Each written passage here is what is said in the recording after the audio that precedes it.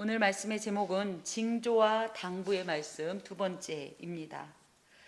24장 3절 2절에 보면 어느 때에 이런 예루살렘의 완전한 멸망이 있을까에 대한 어떤 그 질문이 나오도록 예수님께서 예언을 하셨고, 그에 대해서 제자들이 질문하자 14절까지의 이런 어떤 징조와 당부의 이제 말씀을 하시면서 또 더하여서 14절까지는 좀 전반적인 어떤 상황을 얘기했다면 15절부터는 조금 더 구체적이면서 구체적인 지침에 대해서, 그럴 때 성도들이 구체적으로 무엇을 해야 될지에 대해서 말씀하고 계신다. 그래서 첫 번째 좀 정리해 보면, 징조를 보거든 첫 번째 어떻게 해야 하냐 할 때 5절에 보면 4절 5절에 보면 미혹받지 않도록 주의해라, 미혹받지 않도록 주의하라 할 때는 주의가 그냥 조심하는 정도가 아니라 소위 말하면 눈에 불을 켜고, 그래서 절대 미혹되지 않으리라는 굳은 어떤 결의와 또 성령 하나님께서 주시는 특별한 지식인 분별력을 가지고 잘 이 상황을 헤쳐나가려고 하는 어떤 그런 삶의 태도를 의미합니다. 더하여서 이런 일이 있을 때 제일 먼저 또 우리 마음을 사로잡는 것이 바로 6절의 두려움인데, 두려워하지 마라. 호들갑 떨고 공포에 질려서 너무 극단적이고 절망적인 어떤 상태에 빠지지 마라. 왜? 우리에게는 하나님이 계시다. 우리에게는 하나님 나라의 소망이 있다. 우리에게는 영생과 구원의 약속이 있다. 이런 어떤 하나님 앞에서의 귀한 약속을 굳게 잡고 두려워하지 말라. 더하여서 이 13절에 보면 끝까지 견디면 구원을 얻는다. 그래서 끝까지 견뎌라. 끝까지 견딘다라는 것은 그냥 참고 있는 것이 아니라 구체적으로 신앙의 자리, 우리 믿음의 고백, 이 말씀의 자리, 진리의 자리를 사수해라. 거기에서 적절히 타협하고 적절히 받아들이고 하다 보면 마치 이스라엘 백성들이 가나안 땅에 들어가서 그들과 언약을 맺었을 때 그것이 올무가 되었듯이, 오히려 이것들 때문에 우리가 그동안 잘해왔던 것들을 다 무너뜨릴 수 있다. 그렇기 때문에 끝까지 신앙의 자리를 이탈하지 말고 하나님의 말씀을 굳게 잡고 견뎌라. 이런 말씀을 주셨습니다. 이제 15절부터 이제 보면 20절까지의 말씀 가운데는 대환란을 말씀하시면서 이때를 첫 번째 분별해야 되고, 또 해서 그 분별하고 끝내는 것이 아니라 그에 대해 대비해야 된다는 말씀을 주십니다. 15절부터 보면 그러므로 너희가 선지자 다니엘이 말한 바, 그래서 멸망에 가증한 것이 거룩한 곳에 선 것을 보거든 이란 말씀이 다니엘서 어디에 있냐 그건 아니고 다니엘서 전체에 있던 말씀들이 좀 요약이 된 내용입니다. 그렇지만 어찌됐든 뭐 9장 27절이나 11장 31절 12장 11절 등에 있는 내용들을 예수님께서 딱 요약을 하셔서 다니엘이 어떤 예언을 했냐 하면 멸망에 가증한 것이 거룩한 곳에 설 것이다 라는 이런 예언을 했다, 그 말씀이에요. 특별히 멸망에 가증한 것이라고 할 때는요, 황폐를 초래하는 몹시 혐오스러운 것, 이제 원문 그대로를 번역하면 그래서 이건 우상 숭배를 말합니다. 특별히 이 우상 숭배의 행위들이 어디에 있냐면 거룩한 곳에 있을 거다. 아까 오전에 우리가 하나님과 관계된 하나님의 임재, 하나님의 현현의 물리적인 어떤 공간을 거룩한 장소라고 얘기한다고 그랬는데, 대표적으로 이스라엘 사람들이, 저희도 그렇고 거룩한 곳 하면 어디를 생각해요? 그들에게는 예루살렘 성전이었을 거고, 저희는 현지적으로는 그저 어떤 교회를 생각한다고 할 때, 특별히 이런 곳은 하나님의 임재와 현현이 있기 때문에 존경스러운 마음으로 대해야 되는 어떤 장소라는 의미를 갖습니다. 하나님의 거룩한 성전을 원어로 하기오스라고 하는데, 하기오스라는 말을 한 번 쓸 때는요 그냥 성전 이렇게 얘기합니다. 그런데 이 말을 하기오스 하기오스 이렇게 두 번을 반복해서 쓰면 이것은 성전 중에서도 성전, 그래서 성전 중에서도 성소 중에서도 지성소를 의미해요. 하나님의 임재의 극치라고 할 수 있는 지성소에 우상 숭배 행동이 일어난다는 거예요. 이게 무슨 얘기냐 할 때, 사실은 우리 교회 지성소가 어디예요? 그렇게 생각하면 우리 잘못 배운 거다. 하나님의 임재가 계신 곳은 지성소라고 할 때 사실은 이 교회가 지성소고요. 그럼 이 세상은 아니냐? 하나님이 임재한 모든 곳이 다 지성소입니다.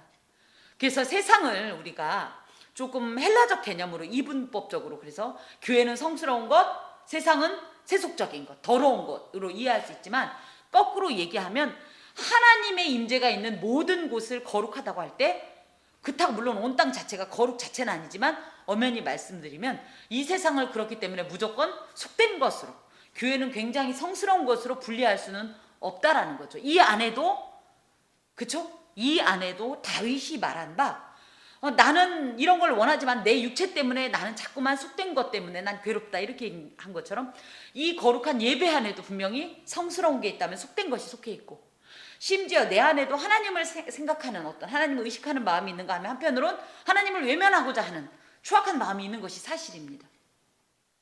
어찌됐든 그래서 너무 이걸 공간적인 개념으로 보지 말자. 그러면 이 말씀이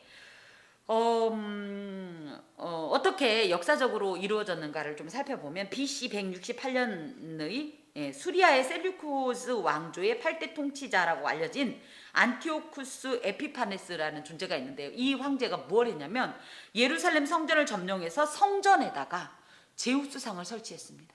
그러니까 성전, 거룩한 곳에 멸망의 가증한 우상이 세워지는 이 자체가 역사적으로 실제로 일어났었다는 거예요. 거기다 대고 여기서 그치지 않고 율법에서 가장 가증스럽게 생각하는 어떤 이 더러운 동물이라고 하면 흔히 돼지를 생각하는데요. 그래서 하나님의 이 거룩함과 하나님의 영광을 훼손하기 위해서 아주 이 대적의 극치적 행동이죠. 그 돼지 피를 뿌리고 이 돼지를 제물로 해서 제사를 드리는 행동을 합니다. 그래서 이 지금 제자들이 이 말씀을 들을 때 이것은 이들이 있기 전에, 태어나기 전에 약 160년 경에 있었던 일이었기 때문에 이제 역사적으로 아는 거예요. 이 치욕스러운 일들을. 유대 민족에게는 얼마나 치욕스러운 일입니까? 그리고 감히 하나님의 영광과 능력이 임재하는 곳으로 하나님께 거룩한 제사와 예배를 드리던 이곳을 이렇게 더럽히고 이렇게 부정하게 했다라는 것은 상상도 못할 신성 모독적 행위였는데, 이것이 지난 이 역사 속에 있다는 것을 딱 떠올리면서 아, 그런 일이 있었지. 그런데 지금 예수님께서는 뭐예요? 앞으로 일어날 일에 대해서 얘기하는데 그걸 얘기했을까? 물론 그것도 해당이 되지만 사실은 이제 지금 읽고 있는 우리 입장에서 볼 때는 이제 로마의 침공 때 유대의 열심당원들이 성전을 점거해서 타락한 제사장들이 드리던 제사를 폐지한 사건에서, 근데 이것이 꼭 그렇다고 볼 수는 없지만 어찌됐든 이 열심당원들이 유대인임에도 불구하고 성전에서 이렇게 그 제사를 드리던 사건을 폐지한 이런 일들 이곳에 해당되지 않겠나, 주해가들이 그렇게 말을 합니다. 근데 이제 하나 더는 이때 이후에 일어난 일이 있어요. 뭐냐면 로마가 예루살렘을 포위했던 66년경에 경과 또 완전히 멸망시킨 70년에 로마의 티투스 장군이 성전을 점거하고서 로마 황제의 깃발을 예루살렘 성전에 꼽았어요. 이건 독수리 모양이었는데 여기서 중요한 게 뭐냐면 로마 황제의 깃발이 정치적인 개념뿐 아니라 종교적인 개념이 있다는 거예요. 로마 황제는 스스로를 신이라고 불렀어요. 마치 애굽의 바로와 같이. 그렇기 때문에 로마 황제의 깃발이라고 하면 이것도 엄연히 얘기하면 우상이죠. 그래서 하나님 보시기에 가증한 것이었다. 그러면 이거는 이미 지나간 일이니까 앞으로는 이런 일이 없을 거다? 아니요. 과거가 아니라 지금 예수님께서는 계속 미래적인 예언을 주시기 때문에 아직은 어떤 사건이라고 딱 집을 수는 없지만 지금도 세계 도처에서는 하나님의 거룩하심을 크게 유린하는 사건들이 준비 중에 있고 사실 진행 중에 있고 이미 일어난 일들도 많을 것입니다. 근데 우리가 이제 다 미처 모르는 것이고, 어찌됐든 마지막 때가 가까울수록 이런 일들이 더욱더 비일비재하게 공공연하게 두려움 없이 신성모독적 행위, 하나님을 대항하고 대적하고 반역하는 행위들이 공공연히 일어날 것이다. 예수님께서는 이 말씀을 하십니다. 자, 그럴 때 읽는 자는 깨달을진저, 이것은 이 마태복음을 기록한 저자의 마음이에요. 그래서 저자의 어떤 이런 의도가 들어가 있는데, 이 말을만 들어도 너네들은 깨달아라, 이렇게 자기 말을 툭 덧붙입니다. 예수님의 말 사이에서. 자, 그러면서 이제 16절에 그때 유대에 있는 자들은 산으로 도망할지어다. 이 산으로는 주변에 한 산을 말하는 건 아니고 주변에 있는 여러 산들 속으로 도망해라 라는 말로 적극적으로 몸을 피해라. 그래서 구원을 얻으라. 과연 후에 이 경고를 받아들인 그리스도인들은요, AD 69년경에 예루살렘이 이렇게 포위되었다가 일시적으로 자기들끼리 정치적인 어떤 위임 문제로 흔들리는 로마인들 때문에 포위망이 살짝 풀렸을 때 갈릴리 동쪽에 위치한 데가볼리의 펠라라는 이런 곳으로 도망쳐서 목숨을 구하기도 했습니다. 이것이 이제 지금 현재적으로 또 이 말씀을 상고하는 우리에게도 동일하게 있다면, 물론 산은 아니겠지만 그날에 왔을 때에 저희가 대적할 수 없는 어떤 존재들에게 대적이 아니라 참으로 하나님께서 주시는 기회를 따라서 피할 수 있을 땐 또 피해야 되는 거예요. 하나님께서는 하나님의 백성들을 책임지십니다. 끝까지 그들을 보호하십니다. 그리고 하나님의 길로 인도하십니다. 예수께서도 당신의 말씀을 순종하는 자들이 생명을 보존할 수 있는 길을 열어주셨듯이 하나님께서는 지금도 이 백성들에게 그때마다의 이 환난에 대비할 수 있는 귀한 길을 예비해 주십니다.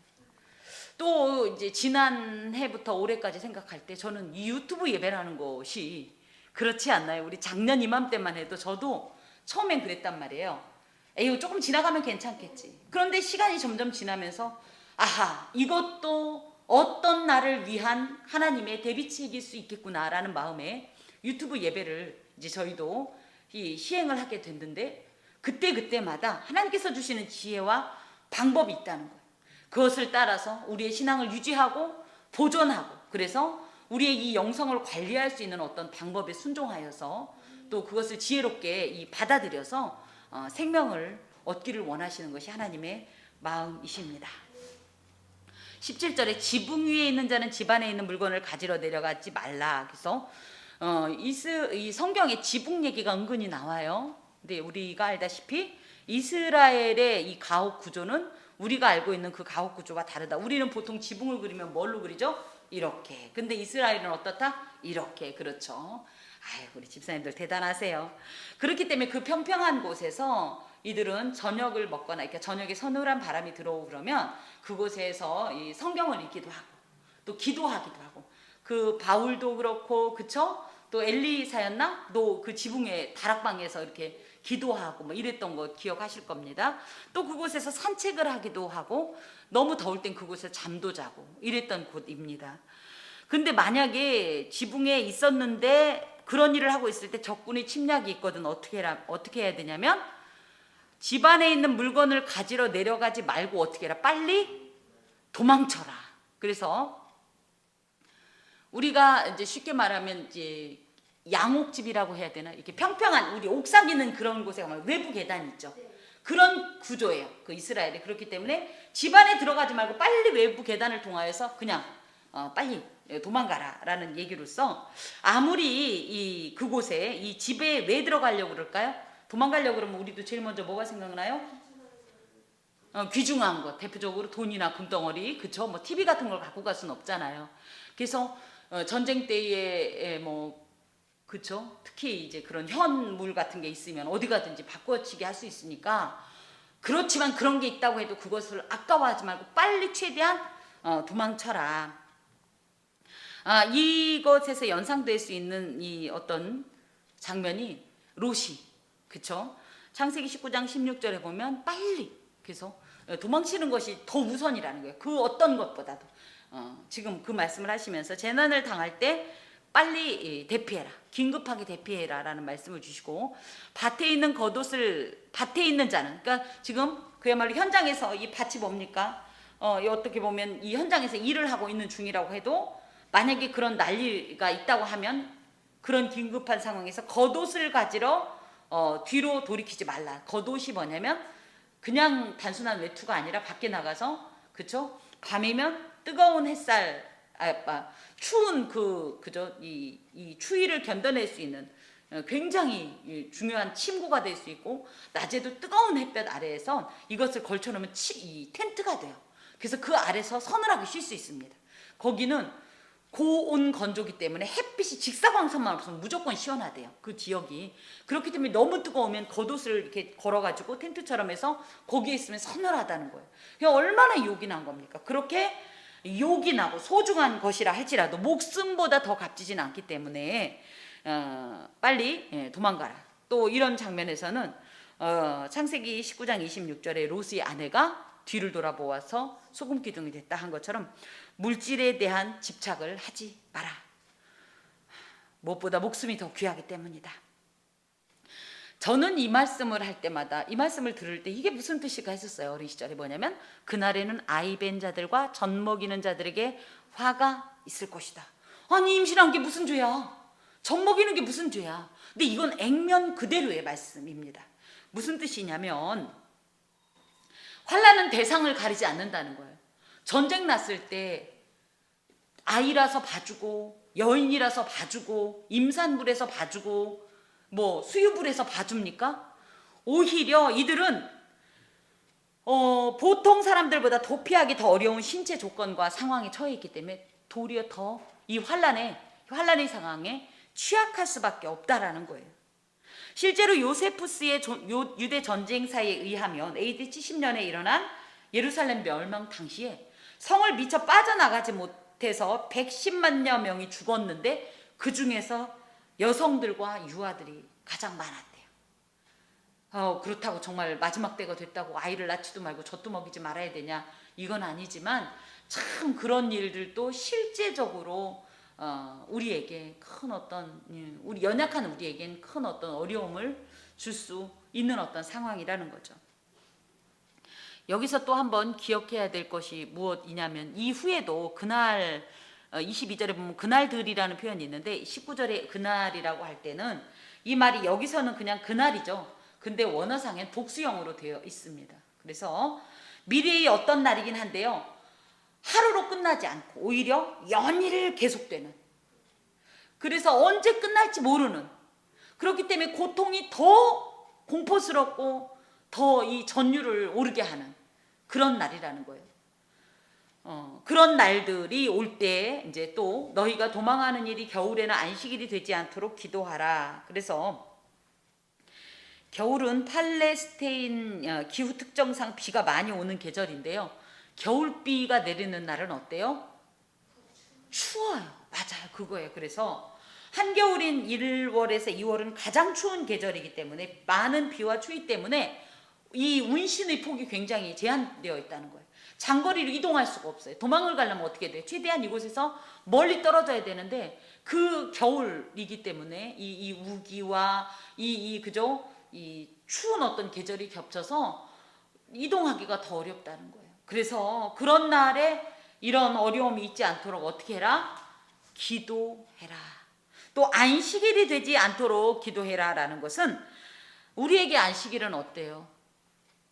주일날은 어때요? 그런 개념이 없는데 유대인들에게 있어서 안식일은요 공식적으로 노동이 금지되어 있어요. 안식일에 1마일 이상 여행하면 안 돼요. 1마일이 몇 킬로냐면 1.6km 정도입니다.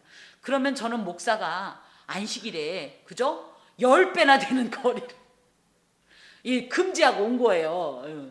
1.6km밖에 못 도망가요. 1.6km면요 여기서 10분 15분이면 따라잡는 거리예요. 그 정도밖에 못 가요. 안식일 날이면 그야말로 정말 가운데서 우는 거예요. 도망을 가서 살아야 되느냐 아니면 하나님의 이들이 만든 어떤 그 제한이긴 하지만 하나님의 율법을 따라야 되냐, 이런 일이 있지 않도록 해라. 놀랍게도 BC 168년 아까 그 돼지피 바르고 성전에 그 제우스 신상을 세웠던 안티오쿠스 에피파네스의 예루살렘 공격일이요 안식일이었대요. 그래서 수많은 사람이 도주하지 못해서 큰 피해를 당했다고 합니다. 그래서 그때 뭘 해야 되냐면 기도해라. 20절에 보니까 그러지 않도록 기도해라. 여기에 또 기도하라라고만 되어 있지만 이렇게 원문상은 이런 거예요. 안식일이 되지 않도록 해라. 그러나 기도해라. 이렇게 그러나가 생략이 되어 있습니다. 이런 날이 예를 들어 어떤 그 전투, 그 절망스러운 환란의 날이 올 거다. 그런데 이런 날이 온다는 것 때문에 너무 이 절망하고 포기하면서 두려워하지 말고 그럼에도 불구하고 기도해라. 왜? 이 기도는 산을 옮기죠. 기도 외엔 다른 종류가 나갈 수가 없을 정도의 기도의 능력은 하나님 안에서 절대적인 어떤 특권입니다. 자신이 통제할 수 없는 최악의 조건이 되지 않기 위해서, 예를 들어 아이 낳는 일, 수유하는 일, 겨울이 되지 않고 안식일이 되지 않고 뭐 수많은 일들이 있겠죠. 내가 예를 들어 병 속에 누워 있거나 내지는 어떤 일로 인해서 꼼짝 못하는 이런 일들이 있지 않도록, 적어도 하나님께서 주신 이 방법을 따라서 이행할 수 있는 곳에 장애 요인이 일어나지 않도록 위해서 기도하면서 절망하지 말고 방법 주시는 하나님의 그 방법을 따를 수 있도록, 또 그것을 분별할 수 있도록 이렇게 기도해라, 이렇게 말씀하십니다. 제 딸이 그래요. 엄마, 하나님이 다 정해놨다며. 근데 뭐하러 굳이 기도해야 돼? 뭐라고 대답해 주실 수 있겠습니까? 하나님이 다 정해놨는데.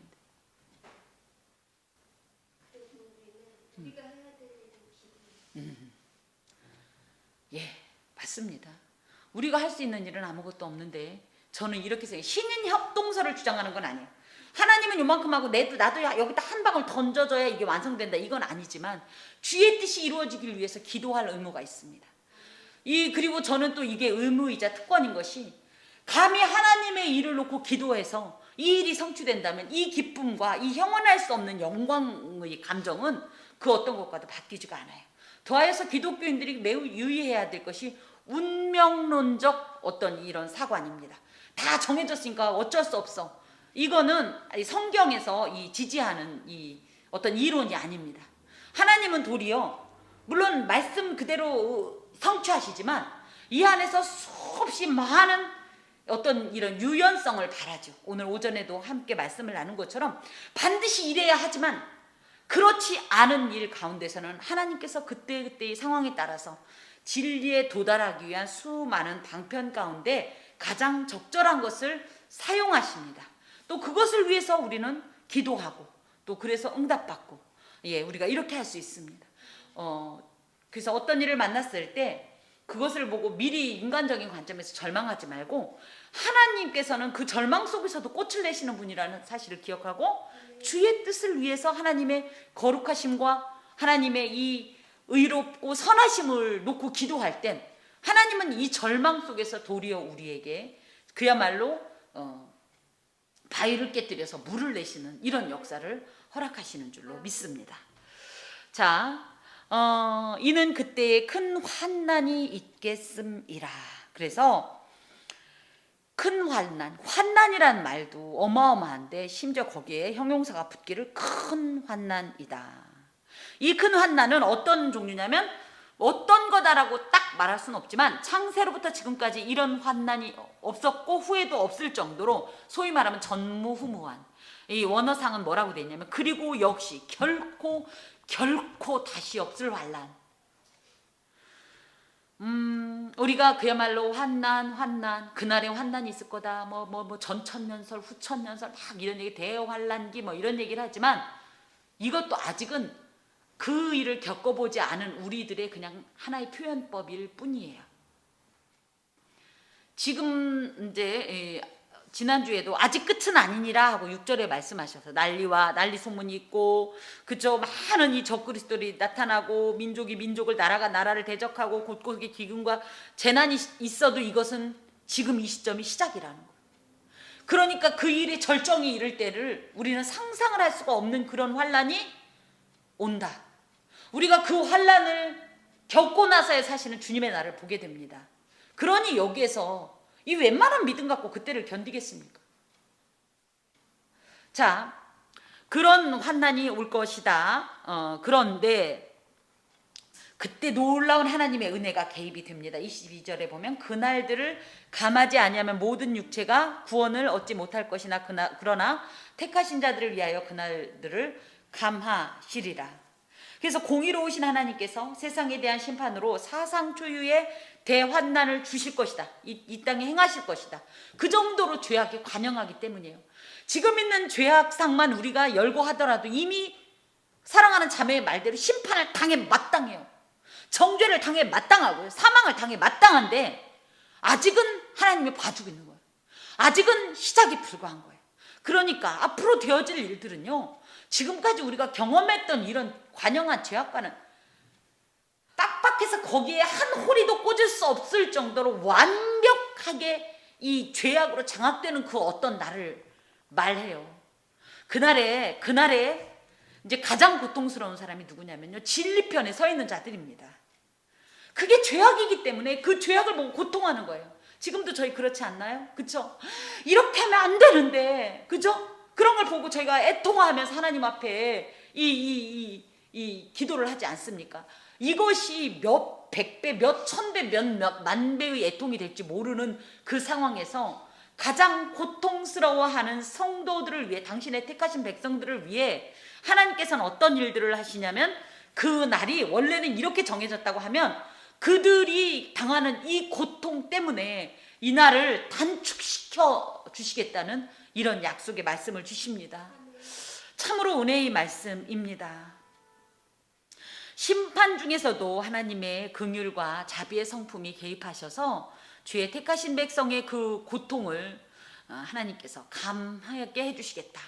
더하여서 기간만 단축시키는 게 아니라 사실은 더욱더 그때의 성령의 이 감화 감동으로 말미암아 우리 안에 있는 믿음의 이 불씨를 당기셔서 더 성령 충만하여서 더욱더 진리로, 더욱더 이 예수로, 더욱더 이 하나님의 이 말씀으로 붙잡고 살게 하실 것이다. 그렇기 때문에 또 다른 관점에서 보면 악한 것은 더욱더 악해질 것이고 거룩한 것은 도리어 하나님 앞에서 더욱더 이 응축된 이 거룩하고 이 진리를 사모하며 사수하려는 이 하나님의 영광만을 바라보고 그 나라를 소망하는 마음이 더욱더 응축돼서 간절해지는 어떤 이런 상황이 도출이 될 것입니다. 여기에 보면 구원을 얻는다라는 표현이 나와요. 22절에. 이것은 구원을 받는다와 얻는다는 조금 다른데요. 그렇죠? 얻는다라는 것은 이 상대가 어떤 행동을 해야지 돼요. 물론 받는다도 약간 그렇긴 하지만 받는다보다는 얻는다가 조금 더 이 소극적이고 좀 수동적인 어떤 태도를 의미하는데, 이것은 인간 스스로는 그 환난 가운데서 자기 자신을 구원할 수 없는 존재라는 의미를 가지고 있고, 그렇기 때문에 타자, 전적인 타자, 그래서 인간이 아닌 전혀 뜻밖의 존재를 전적인 타자라고 하고, 그분을 우리는 이제 기독교에선 이제 하나님, 예수 그리스도, 이제 이렇게 이 땅에 속하지 않은 인간의 한계나 어떤 것에 속하지 않은 존재를 말하는데, 그런 전적 타자의 개입으로만 인간은 구원을 얻을 수 있다는 거예요. 그래서 인간은 인간 스스로 구원할 수 없지만 하나님이 개입하시면 이 인간의 구원이 완성이 되는데, 이런 이야기를 하기 위해서 구원을 얻는다라고 표현을 합니다. 여기에 특히 구원을 얻는다고 하면 우리는 어떤 구원을 생각해요? 영적인 어떤 차원에서를 얘기하지만 사실은 이때의 구원은 육체적인 구원도 포함하십니다. 자, 그때 사람이 너희에게 말하되 보라 그리스도가 여기 있다 혹은 저기 있다 하여도 믿지 말라. 자, 이것은 거짓 그리스도의 소문에 현혹되지 마라, 미혹되지 마라. 그래서 이 4절부터 5절에 있었던 이 말씀이 조금 이제 한 번 더 제시가 되면서 조금 구체적인 얘기를 하게 되는데요. 왜 그리스도가 여기 있다 저기 있다 할까요? 왜요? 구원이 필요한 사람들에게 현혹하는 거. 맞습니다. 그러니까 뭐예요? 구원이 필요한 거예요. 사람들은 더 이상 못 살겠다. 누가 좀 와서 좀 제발 우리를 좀 도와줘라, 우리를 여기서 좀 건져줘라 하는 이런 간절한 인간적 니즈가 그게 올랐다는 얘기예요. 지금도 그런 얘기를 하는 거예요. 그래서 좀 누가 좀 와서 좀 어떻게 좀 안 해주나. 그런 어떤 환란이 극에 달하면서 자신들을 환란에서 구원해줄 메시아를 간절히 찾게 되는 그날에 이런 사람들의 심리를 이용해서 곳곳에서 거짓 선지자들, 거짓 그리스도들이 이제 활기를 치면서 이미 와 있다라고 거짓 소문을 퍼뜨릴 것이라는 거예요. 제가 지난주에도 말씀드렸지만 세상에 저는 유튜버 예수님이 또 유튜브 활동을 하면서 자기가 메시아라고 하는 이런 일들이 일어날 줄은 몰랐다고요. 요즘은 유튜브로 포교 활동을 한다고요. 제가 그래 천상지천이라고 그랬나 하여튼 유튜브 K인가 뭐 이렇게 있어요. 어떤 그 다큐 프로그램을 보니까 그런 게 나와서 보니까 기가 차요. 하나님의 말씀을요 이 참남하기가 감히 망령되이 하나님의 막 이름을 막 들먹거리고 지가 예수라고 그랬다 진리라고 그랬다 별소리를 다 하던데 거기에 많은 젊은이들이 미혹당하고 있는 거예요. 왜? 이 현실엔 소망이 없으니까 이상적인 어떤 그 세계를 꿈꾸는데 자기들이 이 접근하기 좋은 어떤 방식에 접근됐다 이렇게 미혹을 당하는 걸 봤습니다.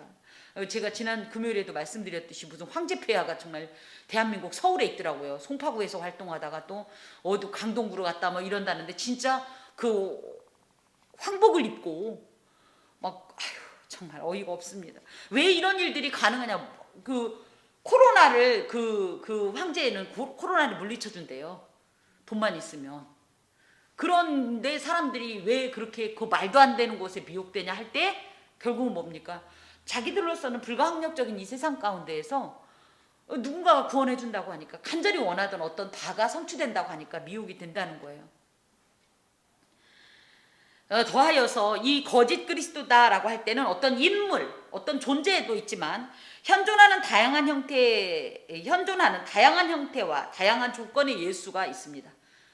그리스도가 있습니다. 우리가 생각하는 그 예수님이 아니라 명예, 권세, 지위, 재물, 관계, 자랑거리들 즉 나의 이 어떤 비천하고 나의 이 힘겨움을 해소해 줄 수 있는 그 어떤 것을 구하는 그 마음 자체가 구원자를 찾는 것이고 구원을 찾는 것이고 그것을 공급해주는 수많은 마귀의 이 어떤 방편들이 있어요.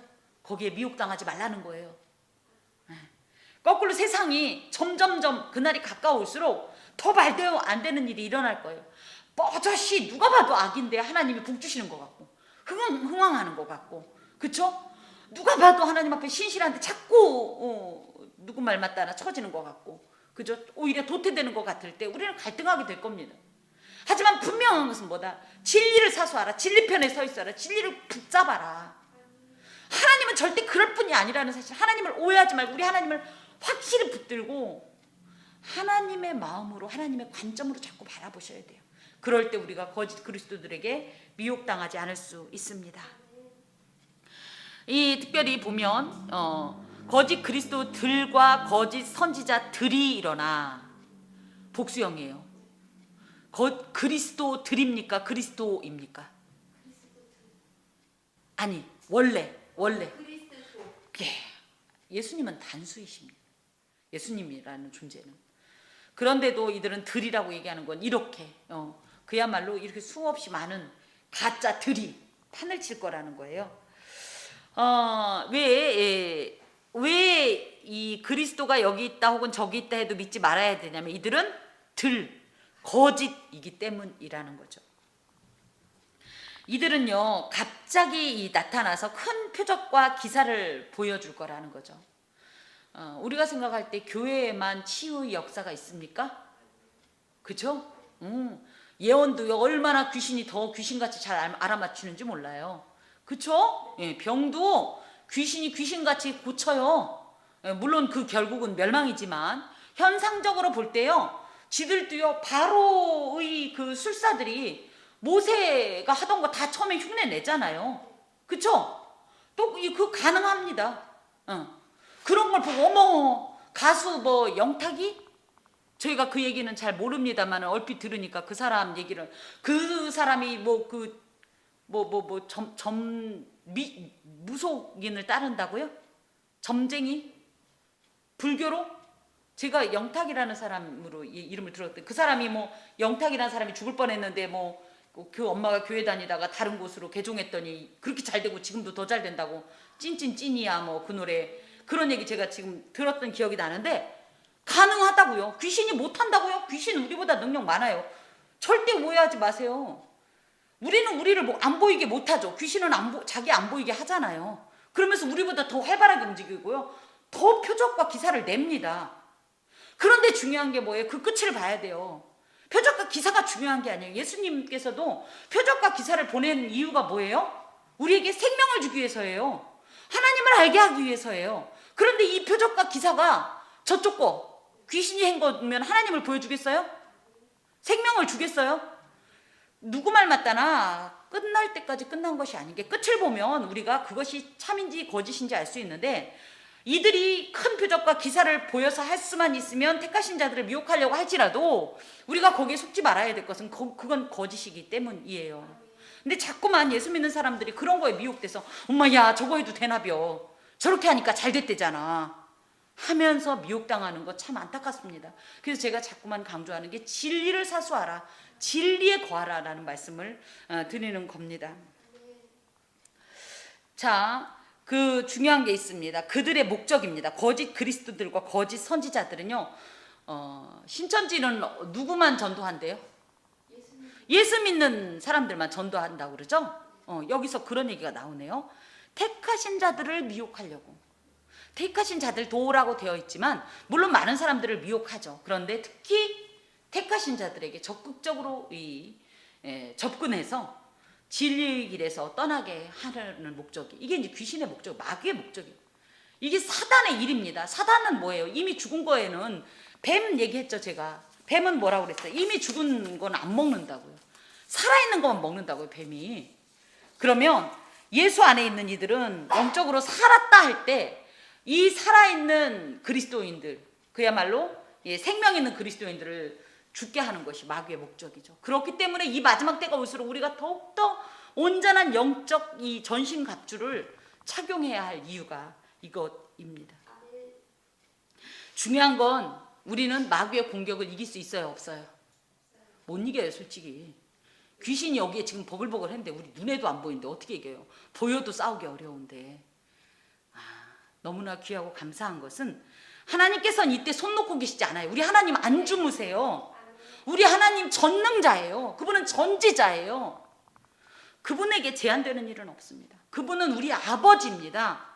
하나님께서는 그러므로 그날에 그 택하신 자들을 하나님의 보호하심 가운데 그 품에 안으시어서 사탄의 공격에서 벗어날 수 있게 하시고, 도리어 우리를 미혹하고 우리를 넘어지게 하는 이 사탄을 하나님께서는 진멸하시는 줄로 믿습니다. 자, 그러면 보라 내가 너희에게 미리 말하였노라. 그래서 미리 프롤레고라는 말은 그냥이 아니라 눈에 보이는 것처럼 확실하게 제시했다는 거예요. 그래서 이렇게 구체적인 얘기를 하시는 거예요. 이런 내용을 들었을 때 못 알아들을 만한 얘기 없잖아요. 이렇게 확실하고 명확하게 말씀을 해주신다는 거죠. 그래서 주님의 말씀을 어떤 상황을 만났을 때 쉽게 떠올릴 수 있게 하고, 또 그렇기 때문에 위기에 대처할 수 있게 만드시겠다는 말씀이죠. 그러면 사람들이 너희에게 말하되 보라 그리스도가 광야에 있다 해도 나가지 말고 보라 골방에 있다 해도 믿지 말라. 번개가 동편에서 나서 서편까지 번쩍임같이 인자의 임함도 그러하리라. 이제 이 마귀가 이제 미혹하는 방식이요, 거짓 그리스도들과 거짓 선지자들을 통해서 하는데, 거기에 누가 동원이 되냐? 사람들이 동원이 됩니다. 그래서 이 사람들이 무엇을 하냐면요, 야야야 그리스도가 광야에 나타났단다. 이건 무슨 얘기냐면, 광야는 예로부터 선지자들, 그래서 세례 요한도 그저 장성하면서 곧바로 광야로 나가죠. 그리고 예수님도 공생애를 시작하기 직전에 어디에서 오십니까? 광야에 가서 시험을 받으시고 광야로부터 오세요. 그래서 유대인들은요, 이 광야를 메시아가 오시는 어떤 길이라고 보통 인식하고 있습니다. 그게 무슨 얘기예요? 너무 그럴듯한 거예요. 메시아가 광야에서 오는데 광야에 그리스도가 있다는 말은 너무 그럴듯하죠. 그래도 어떻게 해라? 그것을 믿고 광야로 가지 마라. 왜 그래야 하는지는 뒤편에 나와 있죠. 또 골방에 있다 하여도 믿지 말라라는 얘기는, 이제 광야는요, 소위 말하는 조금 객관적인 어떤 이론 내지는 논리들, 또 어떤 증거들을 제시할 것이고, 골방에 있다는 건 내가 개인적으로 만났다라고 하는 굉장히 주관적이고, 그렇죠? 그런 것들을 제시하면서 미혹하더라도 결코 그곳에 현혹되지 말아라. 왜 그러냐 하면, 나가지도 말고 믿지도 말아야 하는 건 27절에 있는 거예요. 예수님은 그렇게 어떤 특정 장소, 어떤 특정 민족만을 위해서, 또 특정한 개인만을 위해서 그렇게 존재하시는 분이 아니다. 그분은 분명히 뭐라고 말씀을 하셨냐면, 사도행전 1장 11절에 보면 가신 모습 그대로 다시 오신다라고 되어 있어요. 계시록 1장 7절에도 그분이 이 감람산 위에 서서 모든 사람이, 심지어 예수님을 찔렀던 사람도 그분을 보게 될 정도로 공개적으로 오신다라고 되어 있습니다. 자, 또 한 가지는 어떻게 그러면 이러죠? 지구는 어떻다? 둥글다. 그러면 예를 들어 한국에 예수님이 이스라엘로 합시다. 굳이 감람산이라고 했다면 이스라엘에 나타나면 우리는 어떻게 봐요? 못 봐요. 그런데 뭐래요? 성경은 본대요. 이게 어떻게 가능해요? 우리는 시공간적 제한을 받습니다. 예수님은 받습니까? 안 받습니까? 그래서 우리의 예배가요, 지구는 둥글고 온 세계에서 동시에 올라가도요, 보세요. 지금 만약에 우리나라가 지금 태양과 이렇게 가까이, 이렇게 태양하고 이렇게 일직선상에 있다면 이 반대편에 있는 칠레나 이 남미 쪽은 어떤 상태예요? 깜깜한 상태잖아요. 응. 그러면 하나님께서 여기는 몰라요? 하나님은 시공간적 초월자로서 이런 어떤 인간적으로 이해하는 어떤 차원을 분명히 초월하십니다.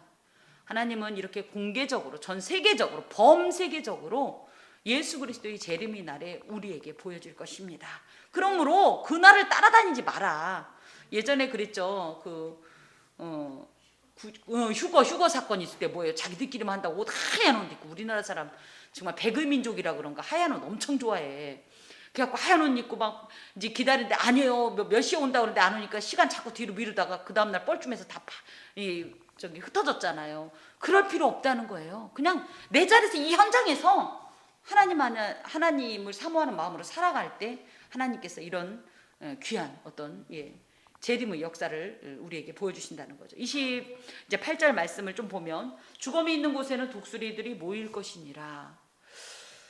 이 말씀이 무슨 말씀일까 하면요, 독수리들이 실제로 이 시체가 있으면 그 냄새를 맡고 제일 빨리 달려온다고 하죠. 이렇게 시체가 많은, 내지는 시체가 있는 곳은 독수리들이 올 정도라면 많은 것이겠죠. 그런 곳은 어디일까요? 전쟁이 난 곳이죠. 그죠? 그래서 전쟁의 상황에서 독수리가 무수한 시체들에게 탁월한 시력과, 그죠? 이 후각을 동원해서 먹이를 발견한 즉시 빠른 속력으로 오는 것처럼 예수님의 재림의 날에 재앙의 천사들이 마치 시체처럼 부패한 죄악된 무리들을 멸하기 위해서 아주 신속하게 날아올 것이다. 날아온다는 게 실제로 날개라는 개념보다 그만큼 빨리 올 것이다 라는 말씀을 예수님께서 하십니다. 어찌 보면 이 말씀은 종말의 심판은 매우 끔찍하지만 아주 신속하게 이루어질 것이다.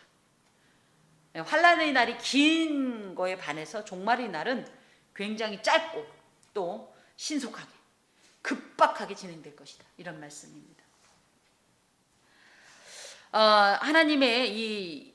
하나님께서 예수님을 통해서 주신 이 귀한 말씀, 특히 이 징조와 당부를 통해 우리가 받을 하나님의 이 생명의 교훈을 좀 정리하면, 특별히 말씀을 믿고 따르면 반드시 구원의 길이 열리기 때문에 말씀 안에 거하라. 종말의 시대에 속한 성도들은 세상의 헛된 가치에 지나치게 집착해서 겉옷 내지는 집에 있는 무언가를 자꾸 집착해서 생명보다 그 귀한 것이 없음에도 불구하고 생명을 놓치는 일이 없어야 하겠습니다. 종말에 대한 최선의 대비는 뭐냐 할 때, 그렇다고 뭐 다른 나라 가면 종말이 안 와요? 아니요. 기도하면서 그날을 예비하는 것입니다. 진리에 거하여서 미혹당하지 않기 위해서라도 기도해야 되고, 또 그날을 견디기 위해서라도 기도해야 하겠습니다. 사람들의 무성한 말에 이끌리지 말고 하나님의 말씀을 붙들어야 돼요. 사람들이 그리스도의 이름으로 아무리 말을 한다 할지라도 그것이, 제가 말씀드렸지요, 분별은 뭘로 해라? 교과서가 성경이에요. 성경적이냐 성경적이지 않으냐를 잘 분별해서 저희가 미혹당하지 말아야 합니다. 무엇보다 체휼하시는 하나님은 우리를 불쌍히 여기시고 동정하셔요. 그래서 너희들 일이니까 너희들이 알아서 해라 하시는 분이 아니십니다. 그 체휼하시는 하나님께서는 언제나 성도들을 중심으로 섭리하시고 보호하시며 구원하시는 하나님이십니다. 그 하나님을 의지하셔야 합니다. 마지막 때를 사는 성도들은 우리가 있어야 할 곳이 어디인지를 선택을 잘해야 됩니다. 결단을 잘해야 됩니다. 우리가 있어야 될 곳이 독수리들이 모이는 죽음이 있는 곳인지 아니면 진리의 말씀의 터인지, 그래서 이 마지막 때를 가볍게 보지 마시되 또 그렇다고 지나치게 이때에 집착하고 염려하지 마시고 주님의 뜻을 따라서 또 주님의 뜻을 분별하면서 그 때를 예비하는 저와 여러분이 되라고 주께서 말씀하십니다. 기도하겠습니다. 주님 감사합니다. 하나님의 말씀을 통해서 앞으로 일어날 일들을 전해 듣지만 참으로 두렵고 떨리는 것은 사실입니다. 또한 염려가 되는 것은 과연 우리가 그날을 견뎌낼 수 있을까? 구원의 날까지 끝까지 이 신앙의 자리를 유지할 수 있을까 하는 염려가 됩니다. 하지만 주께서 그날들을 감하신다고 약속하셨고 우리를 보아처럼 버려두지 않으시고 함께 하심을 믿기에 안심합니다. 다만 그날의 우리를 위해 또 그날의 온 주의 백성들을 위해 중보하게 하시고 기도하면서 하나님의 놀라운 일들을 보게 하소서. 무엇보다도 두렵지만 그날을 소망합니다. 마라나타 주여 어서 오시옵소서. 우리의 모든 삶 가운데 이미 오신 하나님 완전히 우리로 하나님 나라에 거하는 주님의 세계와 주님의 통치에 속하는 자 되게 하여 주옵소서. 예수 그리스도의 이름으로 기도하오며 여호와는 내게 복을 주시고 너를 지키시기를 원하며 여호와는 그의 얼굴을 내게 비추사 은혜 베푸시기를 원하며 여호와는 그 얼굴을 내게로 향하여 드사 평강 주시기를 원하노라. 아멘.